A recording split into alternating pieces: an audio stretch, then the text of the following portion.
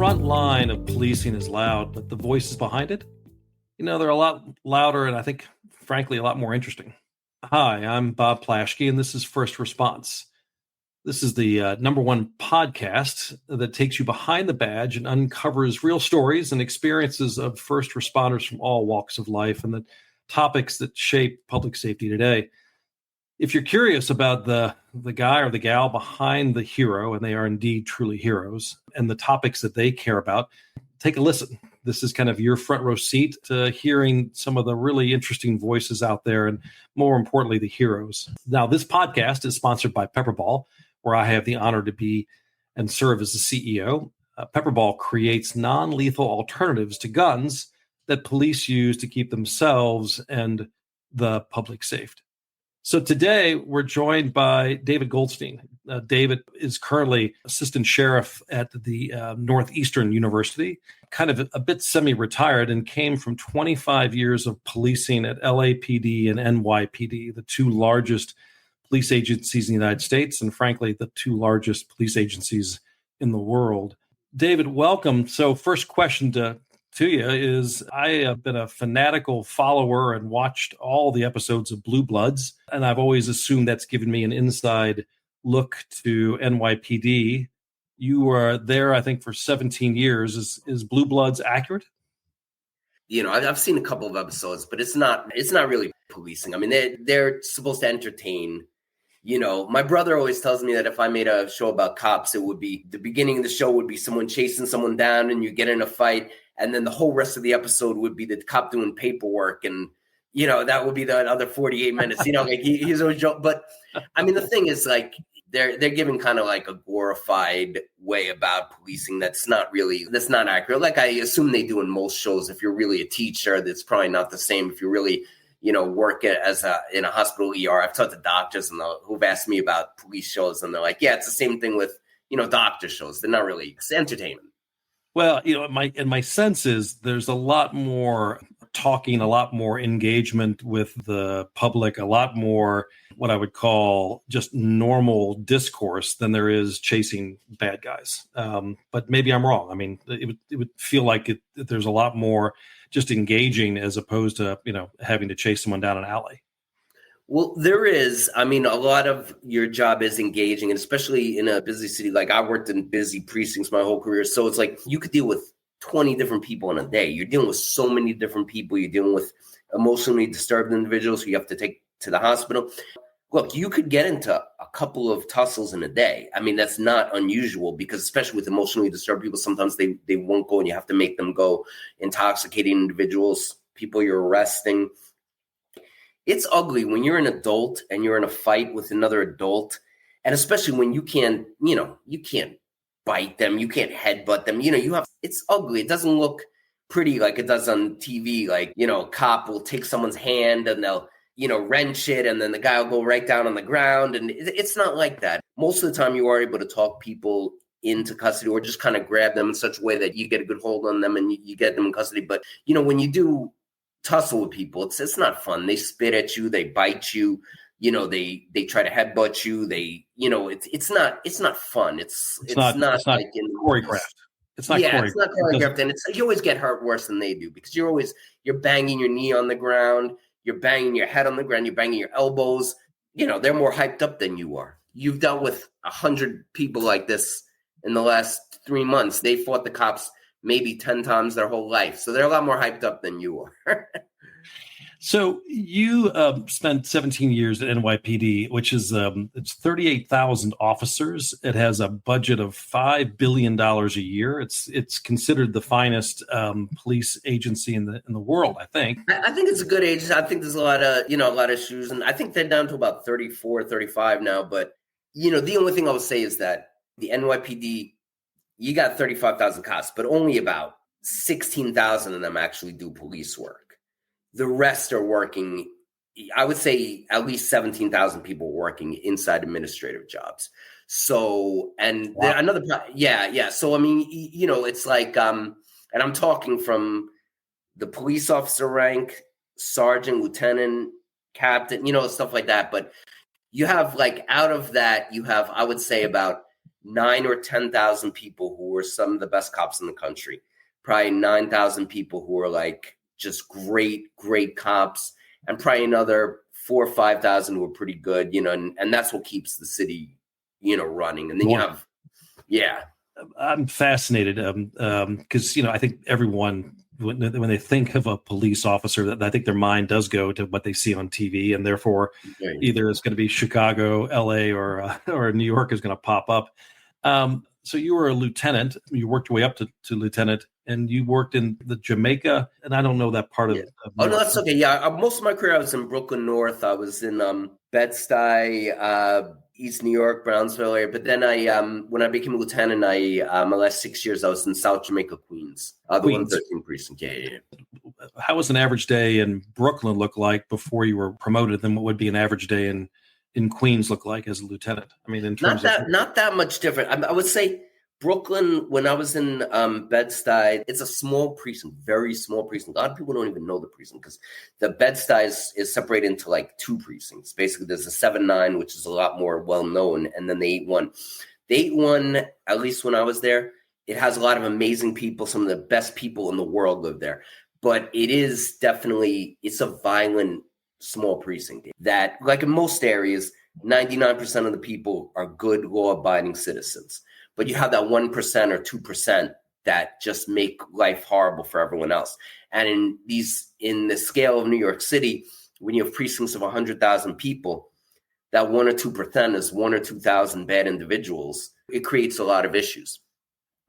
So anytime you're in a busy precinct in New York, you're going to several domestic violence calls a day. Some of them will result in arrest. Some of them won't. You go into a lot of emotionally disturbed individuals, people who may or may not need psychiatric attention. Those are probably your most common calls. Arguments, which could go domestic or otherwise. And then, you're also going to have burglaries, burglary calls. A lot of times when you get to burglary calls, a lot of times it's the person's already gone, and you residents aren't home, and you see someone that's broken into. You get a lot of those calls. You get a lot of calls like business disputes. You get a lot of loitering calls, people loitering, drinking in front of, an establishment, whatever, stuff like that. So that's I would say that's the most common. Obviously, the busier precinct you're going to go to dozens and dozens of shootings a year. If you're in a busy precinct, you're going to go to probably at least yourself personally, probably average of 12 homicides a year, but your average day is not, your average day is you're dealing with domestic violence, you're dealing with the emotionally disturbed individuals. It sounds very busy. I mean, when I talk to, the sheriffs or the lieutenants and the folks that are in these suburbs or in smaller towns, they have 1 or 2 call outs a day. That would be a busy day. They're more just kind of engaged in the community. It sounds like you start your shift at 7 a.m. or 8 a.m. and then you're on the depends what shift you work. I worked all the different shifts. You work, there's the day shift, there's the 4 to 12, what we called it, which is basically 3 p.m. to 11:30 p.m. Then there's the midnight shift, which is, basically 11 to 7:30. So different shifts are different. Your midnight shift in the summer and in the warmer weather, it'll start out very busy. You get parties, you get barbecues. That's when, you get shootings and shots fired and stuff like that. You're getting a lot of, drunk driving, a lot of disputes, a lot of violent disputes. Then the midnights comes down after a couple hours, usually, not always. The day shift usually starts out slower, except on the weekends. I would say Saturday and Sunday, because you're getting shenanigans from the night before are rolling over into Saturday and Sunday. So a lot of times you will get those shots fired calls, stuff like that in the day shift on the Saturday and Sunday early in the morning, like around 7:30, 8 in the morning. Calms down, and then it gets busy later on. Like during the week, it gets busy with school dismissal. You have my last 4 years, it's 3 years as a lieutenant, I was in charge of the schools, the security of the schools. And you're dealing with schools of, 10,000 kids being dismissed of all different types. So it's a lot. It is a lot. But and the 4 to 12 is that would be considered the most busy because it's like basically 3 p.m. to 11:30 p.m. So that's 4 to 12 is usually busy the whole way through. And on an average day in either Brooklyn or in Queens, are you making, is it an arrest a day, an arrest a week? I mean, what's your in terms of actually taking someone in? It depends what your assignment is. So if you're a patrol cop, you got some cops are more active than others. So some cops are going to, be able to multitask. I'm going at 10 calls today, but 12 calls. But like while I'm going to a non-priority call, hopefully non-priority call, I see somebody, swerving in and out of traffic, whatever. I arrest him. He's got a suspended license, or I look, he's got a bunch of drugs in his car. He's got a gun, whatever, you get that. But as a patrol cop, you do have to understand that, a lot of times you're just too busy to be making a lot of investigatory stops and stuff like that. The anti-crime people, they go after specifically guns, and they have the list of those people who are making things bad for everybody. As a supervisor, if you're an active supervisor, you're going to be involved in a lot of arrests. I mean, if I make an arrest as a supervisor, the cop who makes the arrest has to go in and process the arrest, and Right. they're going to be on that all day. In LA, it was a little different because LA, you could technically make 2 arrests in an 8-hour shift. But in New York, very unlikely because you got to talk to the district attorney's office on most arrests. It's a lot different.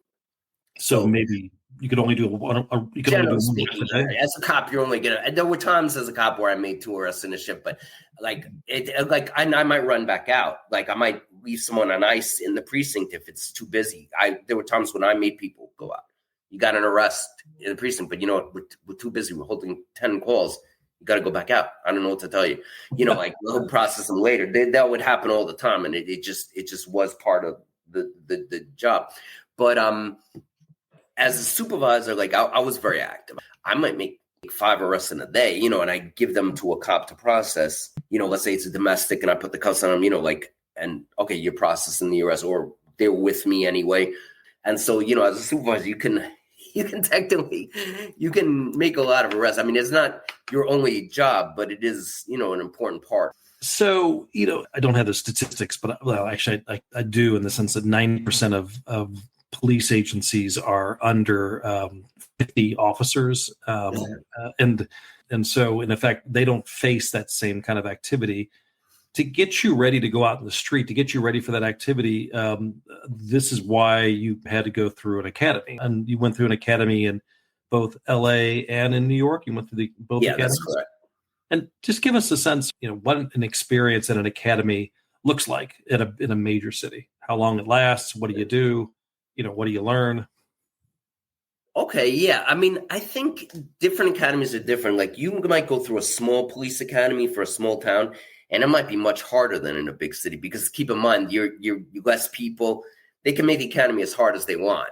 I was coming from the military. I went through the LAPD academy. Happened to be a very tough academy, especially when I went through. I was never in combat or anything, but I was in the Marines. I was enlisted, and I became an officer. And so I went through the enlisted boot camp and the officer boot camp, and I still felt the LAPD academy was a tough academy. But it was smaller. You're dealing with a lot less people. They used to put in 100 people 12 times a year in 12 classes. And then when I went through, they were having recruiting problems. So I think we started out with 46 and we graduated 29. So we lost a lot of people. It wasn't easy. It's a month long? No, it's a 7-month long academy. But they used to put in classes like every month is my understanding, but they were putting in a lot less. The NYPD Academy is completely different. I would say in training-wise, the LAPD Academy was a better training academy. It's a lot smaller. The LAPD's tactics are a lot more robust. You're more likely to get shot at as a cop in LA than New York City. I would say in New York City, you're more likely to get into a fight with someone because everyone's up in your face in New York City all the time. In LA, people don't get in cops' faces. So LA, you're more likely probably to get shot at as a cop than you are in New York City. Not that it doesn't happen in both places, but the tactics are a little harsher in Los Angeles because you have to if you ask someone how to do a felony traffic stop in Los Angeles, everyone's going to tell you the same way. Every single cop in the department's going to, because they all learn the same way to do a felony traffic stop. You ask 100 people in New York City how to do a traffic stop, and you're going to get 100 different answers. A felony charge, you're going to get 100 different answers. Because, like I said, the LA is a very tactics-driven department, and they kind of have to be based on the severity of some of the things they're dealing with. Whereas in New York City, you couldn't have those tactics in New York City. It's too condensed. Right. It's too condensed. You can't pit a car. The car is pitted by definition, like cars, and you're going to put them on the side of a highway when you're like in the block. It is what it is. Yeah. And New York, so you're doing things that are like, it's just you would never do in Los Angeles. You try to tell someone in New York City, hey, get out, put your hands on your head, go, walk up to the wall, spread your feet. It's going to be a lot harder to do that in New York City. LA, that people are used to. People know, especially the guys you deal with all the time, they know they're not walking up on a car at night. They're going to get you out, hands on your head. And if they don't do it, then you got a problem. In New York City, people will be like, F you, I'm not doing that. So you kind of got to like come to them. It's very different, like, because it's two completely different communities you're policing in. And LA's 4 million people, but it's much more spread out. New York City is 8 million people, or almost 9 million people, but it's such a condensed area that you're never going to get that level of people almost anywhere else. Interesting. So in the NYPD version of the academy, it was much more, it wasn't as focused on tactics as much as as de-escalation about. No, I mean, they're both de-escalation. LA was very good at, they did a lot of really in-depth scenarios. The domestic violence training really was excellent. I would say it gives you a very good way to be when you go out on patrol. Now, the academy is just a base. You only learn, and you have to do the job. But LA was very good with tactics, with like scenarios and with talking to people. They would do a lot of stuff. NYPD had some of that, but it was scattershot. NYPD, like, they'll put 2,000 people in at a time. 2,000 people through an academy at a time. When I went through, it was it was 1,400 something people. Now that's bigger than almost any police department in the world, 1,400 people. You cannot have that same level of in-depth training for 1,400 people. Went through 2 shifts. Every week it sucked. Every week. 1 week you worked a 4 to 12 shift. The next week you worked a day shift. You kind of realize, I kind of don't matter. I kind of I gotta make my own way here. Like, and it's funny, but it is true. It's like, but it is kind of good though, in the sense that you kind of realize that, like, I'm really not that important. What I do is important, but I'm kind of a cog in such a big machine, David, super interesting in terms of the differences in kind of demographics and geography, LA to New York, and the type of situations you face, and just the size and scale. If you're 1,400 people in a class, which to your point is as large as Phoenix entire police department, it's an amazing amount of scale. So it feels like you had to learn a lot about what you did on the job, and you had mentioned before a couple of stories about how you learned to be, more kind of over time. You have to learn how to be present to kind of really capture the situation. You said you had a story you were going to tell. Oh yeah, and to your point, like the NYPD, they're putting out a good product. It's just you can't be as specialized as when you only have 20 people in an academy or 50 people in an academy. You're not special. I don't mean special, but the level of attention to each person. But they're putting out a good product. But NYPD, you learn on the street. And any police department, that's how you're going to learn. You have a basis. You have, you're taught the core values that you respect people, that people are not pieces of garbage. You respect people. You talk nice. But then you're going to learn how to do the job out on the street. Hopefully you work with good people. The LAPD had a very robust training program. The NYPD didn't for a long time. It's gotten a lot better. Bratton, when he came in again, he made it a lot better. It's still, I would say, it's not where LA was, but you're gonna learn the job on the street. That's how you're gonna learn the job. You're gonna, and if you're active and you're open, and you accept the fact that you're not always right about things, you're going to be wrong, you're going to make mistakes, you'll have a good career. as long as you're not a bully, a racist, a coward, and you're willing to admit when you did something wrong, or you're willing to like accept, like, I could have done this better, or I should have done this better, I should have done this, then you'll be a lot better, and you'll become a very good police officer. Let me ask that question. And this is kind of a hard question. Is friends of mine who are not who ask me what I do, and I tell them, they're like, tell me about police officers, and they said, are these, again, they have a certain amount of stereotypes.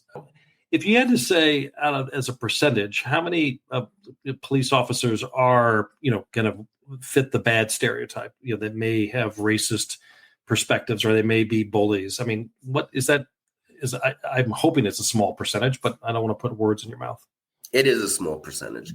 I think that most people, because they do a lot of psychological testing and stuff like that, most people, regardless of their political affiliation, most people are able to put that aside when they put on the badge and they go out there. I've not seen too many cops who I would characterize as racist. I have seen some, but even those, I didn't think that they weren't like monsters. They were ignorant. Right. But it's usually not the case. Most cops are not racist. Most cops are not bullies.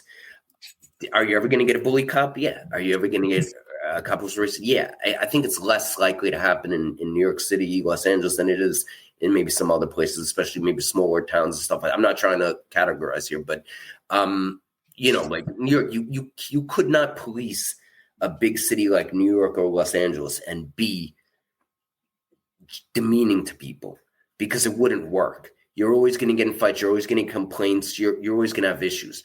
So I would say that most people are able to put their personal beliefs aside when they're policing. And most people don't have that ugly personal beliefs from what I've seen. Interesting. It kind of makes sense. The feedback loop is so quick and so immediate. And if you're doing 5 or 6, 7, 8 call outs a day, if you're an issue, someone's going to report you. I mean, it's going to. Yeah. You're going to get a lot of complaints. You're going to get a lot of complaints, and other cops are going to say, I don't like the way this guy talks to people. We always have that cop who doesn't talk to. It's not even necessarily a racial thing. Just they don't know how to talk to people, and they're going to get in fights they don't need to get in. They're going to get in complaints you don't need, and they're not going to get cooperation from the community. It would be very hard to police like that and do it successfully. You couldn't. So, give me a sense of what was the, if you look back over your career, what you learned, from when you started to when you retired, what was 2 or 3 things that you look back and say, boy, I really changed, or I really grew in some way. I don't know if there's a story attached to that or not. I mean, I would say that I could give you like thousands of examples of that. I mean, I think I grew in the sense that when I first became a cop, I was all about the excitement, like I was hoping everyone was going to run on me and I'd get a foot chase. That goes away real quick. You'll get into plenty of foot chases. You'll get in plenty of fights. It's like, it's not fun fighting with grown men, but you're going to get in a lot of them, like as a cop. Like, it's like, but I think that the main thing I learned was to have empathy and to not be too cynical. I think it's very easy after your first 6 months or a year in a busy place to become very cynical. And I think that you have to fight against that. You have to be a little cynical. Like, you can't see a dead body and be like, oh my God, I'm losing my mind. You have to be like, you have to be able to look at it in almost like a clinical fashion. But you have to actually care about people, and you have to have some empathy for what people are going through, and kind of feel like, rather than make generalizations like, why is this person putting up with this? Just kind of like deal with the situation at hand, and just realize that you might be getting the wrong vibe of what's going on. And don't let whatever's going on in your life or whatever's gone on in your past interfere with how you're dealing with a particular person at a particular time. And any story that you could tell that could highlight that? Yeah, I mean, just about caring and kind of not letting your preconceptions, like, all right, so a story that had popped to my mind. I was a lieutenant at the time, and busy precinct. You're always getting jobs. You're always holding calls, blah, blah, blah. So we get a call about a male. He says his son, his 4-year-old son, accidentally took a Viagra that he got out of an M&M box. Sounds great, right? You know those cylindrical M&M boxes that, the plastic ones? Okay, this is what he's claiming. So when I get there, the ambulance is there. He's already going in the ambulance with the kid. And the cops are like, okay, yeah, just, sir, if anything's going, we just want to make sure everything's all right. Seems like a reasonable guy. Doesn't have like a terrible criminal history or anything. A couple of us, but nothing too crazy. And so he's about to go with the kid to the hospital. I say, whoa, no, not quite so fast. I want to know how this happened. So I take him out. I have a sister, and I have a cop go with the kid. And I'm like, I don't know. I've been a cop a long time. This is a very strange story. He got it out of an M&M box. So I said, let's go back to your place. I want to see where, I want to see everything. So we go back to, he kind of lives in a little house behind his sister's houses. For the city, it's kind of actually odd. But anyway, I go in there. There's these two guys who are like transient kind of guys. They're chain smoking. They got weed. And he brings me to the bedroom. He stays with his kid. Now, look, people live in different circumstances. I'm not going to listen, it is what it is. Like, you just want to make sure the kid's being taken care of. I say, so you show me this. He shows me the M&M box where the kid supposedly took this Viagra out of. I say, well, where'd you buy these? So he tells me where he buys them. I walk to the bodega he bought them from. And I see that in the front, I said, from these, they're in the front. There's a box of them in the front. So I say to the cashier, how long you guys have these? A couple of days. All right, he bought them yesterday. I said, I'll take all of them. You're going to take all of them? Yeah, I'll take every single one of them. I probably gave him like 20, 40 bucks, whatever. I gave him a receipt for the property. I took all of them. I had a cop go back to the precinct and open every single one of them, pour the M&Ms out, no Viagra in any of them. So he put them back in, and I had them voucher them in property. I said to this guy, that's weird, really weird that your kid opened the one that had the Viagra in it. At this point, I don't care. Look, maybe the kid did get a hold of his. That's okay. That can happen. But just why does he feel the need to lie about it? Right, and what's really going on here? So in this busy precinct, I'm holding other calls, but I'm like, you know what? I'm not really okay with this. So I take him back to I just have him come back with me. We're just talking. And he lets me go to his phone. And I'm like, okay, so he's 4 years old. So I said, now he texts you at, I don't want to go into everything, but it texts you at 11 o'clock. Why do you not get there till 12? You said that you were with him. Oh, no, well, he was sleeping. We went to bed at 4 a.m. I have kids. A 4-year-old should not be going to bed at 4. Why are you going to bed at 4 a.m? Oh, we were playing video games all night. What was he supposed to eat when he woke up? Well, I left him those M&Ms and a candy bar. Well, that's great. Yeah. And along with these two guys. Anyway, it goes all this. I determined, listen, you left the 4-year-old alone for an extended period of time with unsecured medications. He was in a non-safe situation with two dudes who you don't even know. And I determined I'm locking him up for endangering the welfare of a child. There's a little more to it, but whatever. So before I lock him up, he just, he's in his 50s, this guy. Okay. And he says, oh, please, I'm all that boy has. The mom doesn't do anything for the kid. You always feel that tinge of guilt. Am I really doing the right thing? But yeah. I'm like, no, you know what? I did it. It is what it is. You know what? Turn around. When I put the cuffs on him, he says to me, he goes, please, listen, there's going to be problems. His mother wasn't 18 yet when he was born. Like, oh, you're in your 50s. That's great. So I had the cop who I assigned the arrest to, I had him put all the M&Ms into evidence, everything. And I had him put that statement in the report. About a week later, I get a call from Special Victims. They've been trying to get this guy for a while. The girl stopped cooperating, but he basically impregnated his 13-year-old stepdaughter or 14-year-old stepdaughter. But they couldn't prove it because she had stopped cooperating and they couldn't get a warrant. He never admitted the kid was his. So you'll find that child abuse cases are a lot more complicated than they show on the TV. It's Special Victims, and there's some Special Victims. The best cops I've ever seen work in Special Victims, and the worst cops I've ever seen. So it's not like everyone's like you see on the TV show. But anyway, but these guys were doing the right thing. Anyway, so now based on my statement, he admitted the kid was his. and he admitted the mom, blah, blah, blah, blah, blah. Based on my statement, they were able to get a warrant for DNA for the kid. Get the warrant, comes back, it's his kid. They do the grand jury. I actually talked to the mom. She had she was just messed up from it. She was 13 years old. She was taken advantage of by a trusted father figure. Yep. And just disgusting, right? But she had her act together by this point, and she did testify in grand jury. She did great. Long story short, we wound up having him sign away all his parental rights, and so he's never going to get to see the kid again, which I thought was a good thing, because he was.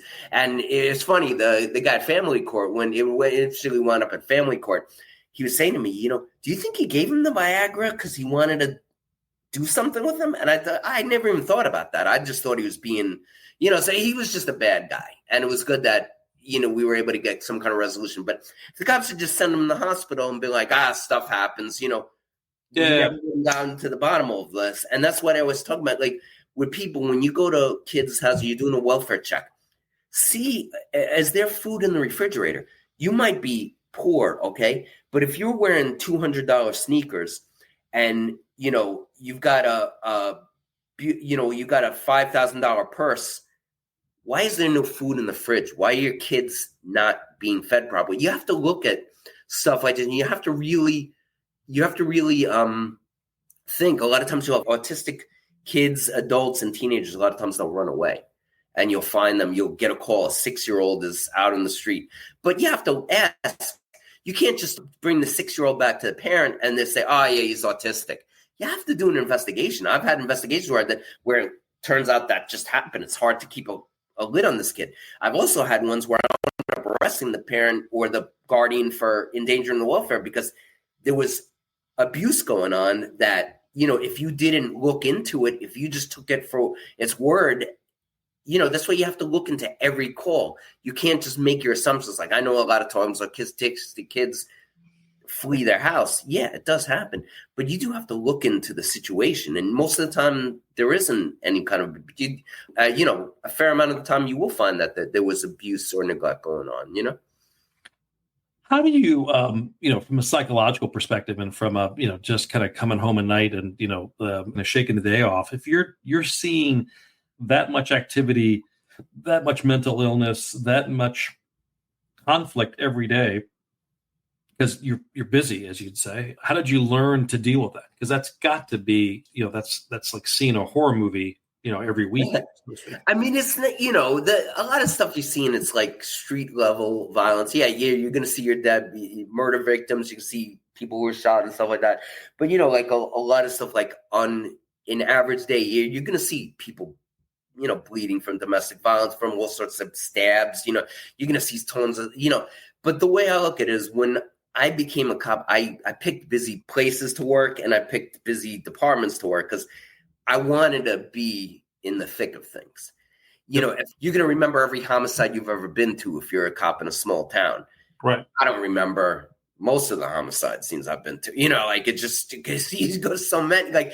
So it's like you kind of got to be able to have that mentality that, like, I remember when I first went to LAPD, my first night in South Central LA, my first night on patrol, I'm riding in the back with a stabbing victim trying to get a dying declaration out of him. I've been on patrol for 2 hours, probably. Not even. Jeez. And but I'm looking at it and it looks just like it does in the movies. The movies do a very good job of showing you what blood looks like, what stabs, what gunshots look like. So you can kind of if you're somebody who can handle that, you'll know very quickly. And if you're someone who can handle that, you'll know very quickly. Really quick. I think that's not. I always like to be busy. I feel like, because you know what? If I didn't do a great job on this, let's say this guy got away, I'll get the next one pretty soon. Where it's if this is the first burglar I tried to catch in 5 years and he got away, it's going to be bothering me a lot. But it's not going to be bothering you as much as if you I'll get some guy tomorrow. 2 hours. You're going to try and catch everybody you can. I'm not saying that, and you're going to try and do your best always. But I think there's more of you have to just have that mentality, and you'll know very quickly if you're not suited for it. Let me ask a question that I don't usually ask police officers because I don't really want to intrude, and that's because it usually doesn't happen to them that often. How many times in your career did you have to pull your gun out of your holster? I mean, it's happened a lot in a city like Los Angeles and New York City. It's once a year or once a no, much more than that. So like where I'm working now, I've arrested a couple of bad dudes, but I've never pulled my gun out where I'm working now. In New York City, you're going to pull your gun out. A couple of times in my career where someone had a gun and they started to turn towards me, drop it, and they did drop it. I've been fortunate. I've had times when we've wrestled guns out of people's that they were trying to get, they had on their person. A lot of times then you won't have your gun drawn because you're actually wrestling with somebody. I've had a lot of times where I've walked up on someone, they got a baseball bat, they're swinging it in the middle of the street or a crowbar. You're going to take your gun out. You're going to say, hey, drop that, whatever. Right. You got a situation where a guy's got a knife and he's waving it around. If you don't have a taser with you, even if you do, somebody is probably going to pull out a gun, say, because they could come at you with the knife. Yeah, you're going to take the gun out. So you're pulling your gun a fair amount. Anytime you go to a burglary call, burglars, they carry weapons. I've caught so many people in closets, under beds, in crawl spaces, you name it. You're going to have your gun out, but, you have to not be a shaky person. You shouldn't have your gun out when you're doing routine patrol of a housing project, which is what you've seen some bad things have happened when that's happened. You got to look at it. You're startled and whatever. Yeah, you got to look at it like there's a reason my gun is out, but you also got to look at it. You can't be a shaky person. You have your fingers should be out, and you have to be somebody who really doesn't want to shoot somebody. But there's been only like 3 or 4 times in my career where my fingers started pulling the trigger, and every time it would have been completely justified. But at all the times I knew I could do it, but I was like, I don't want to be doing that. You know what I mean? Like you have to be that kind of person that you're like, look, please drop it. Yeah, and most people are. I've seen NYPD cops. 2 of my cops one time when I was a lieutenant, this lady had a gun. It looked realistic. It turned out it was a fake gun, but she's waving it around at the family. They told them it was a real gun. For whatever reason, they just said, I don't know, we're not going to shoot this lady. And they wrestled it out of her hand. They could have been killed if it was a real gun. Turns out it wasn't. And it looked just like a real gun. And these guys weren't like, they weren't reading poetry every Saturday at, they're not like, they're good guys, but they're not like sensitive people. But for whatever reason, they just didn't. And it's like, that's happened to me too. Like where like someone had a realistic BB gun and for whatever reason, just like, for whatever reason I didn't, or even someone had a gun and for whatever reason I didn't. And it's like, it worked out. Now it could just easily not work out. You're taking a big chance. You have to understand anytime I go into a closet and I'm looking for someone in a domestic and I push the clothing away and see if there's some sneakers in the corner. Am I taking a risk? Yeah. If that guy has a shotgun, I'm dead, but you can't police like that. If you're not willing to accept the fact that I might walk up on a car and now if I know the guy is armed with a gun, I'm going to do things differently. But if I walk up on 1,000 cars, I can't be every time being like, oh my God, this guy is going to be the one who's going to blow my brains out. It might happen, but you can't police like that. You have to kind of like understand that there's an inherent risk of policing. And you do need to take it. It's not as dangerous as some people make it out to be, but it is dangerous. And you're going to get bit. You're going to get spat at. You're going to get punched. But you might get shot at. And depending on where you work, it might happen more often. But no matter where you work in the country, you're going to do things that are dangerous, especially in a big city that, are against your self-interest. But you have to just accept that. All right. Second to the last question. What's the one thing that you miss most and what's the one thing that you miss least about your 17 years at NYPD? I miss being able to help people. Like, honestly, like now sometimes the being help people is going to another precinct. I've gone out and see, going to arrest bad dude who, let's say he's a persistent domestic violence offender. And like, I get him on my radar and this guy's been evading the police for 2.5 years. And I figure out with the victim how to kind of trap him and we get him. That's a great feeling, or, this guy's been burglarizing houses, or this guy's he's wanted for 2 shootings, and just so what happens, me and my guy, we figure out how to grab the guy, and everybody's been looking for him. That's a great feeling. Or just being able to help somebody, where most cops, not because they're bad people, but just kind of I don't think I can help you.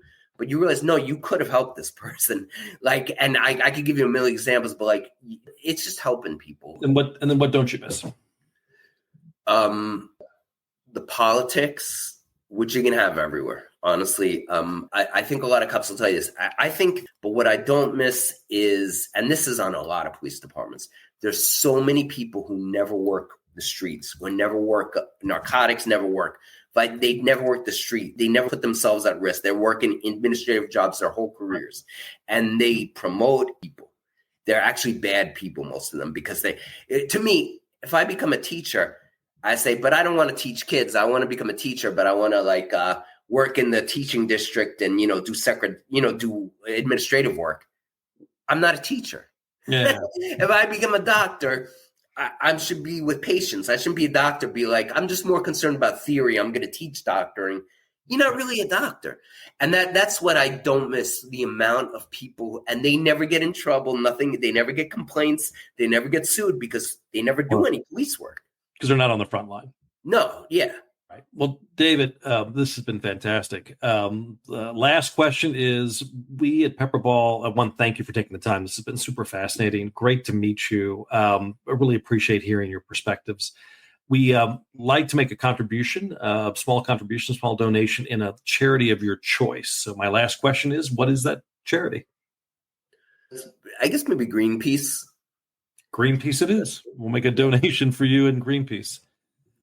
Well, folks, and David, thanks very much for being on the podcast. Super interesting to talk to David. This is the first NYPD officer that I've spoken to at this level of depth, or in LAPD as well, in the sense of the kind of what goes on behind the scenes. I mean, my takeaways, I don't know about yours, but one takeaway is policing in large cities is really different. It's much busier, much more engaged, and much more active. That brings a host of challenges from training and staffing, but just and the mental the mental profile of someone who wants to do that. I thought it was great to hear from David that he loved it because he had a chance to help people out every day, which I think in many agencies across the United States, you may not have that as much of that activity. So I think the one takeaway was just the amount of activity. The second is how policing is super different based off the geography. So LA, it's a very, very spread out. And so a lot more vehicle related challenges, where in NYPD, a lot more what just happens on the street. The third challenge is, I think, just the scale of what these agencies deal with. To have 1,400 people in a class each year, if not twice a year, it's just an amazing, it's kind of a numbers game. And how do you try to manage something that large? And I think, hats off to LAPD and NYPD for managing and creating really effective police forces at that scale, because it's not easy. It can't be easy at all. So great to have David on, and great for you guys to listen in with me. This is the First Response. It is the number one podcast in talking to officers, kind of getting behind the badge, which I hopefully you get a good sense of the day in the life of an NYPD lieutenant, which is kind of fun to hear and interesting. And again, I'm Bob Plaschke, CEO of PepperBall. Thanks much, PepperBall, for sponsoring the podcast. And see you next time. Thanks very much.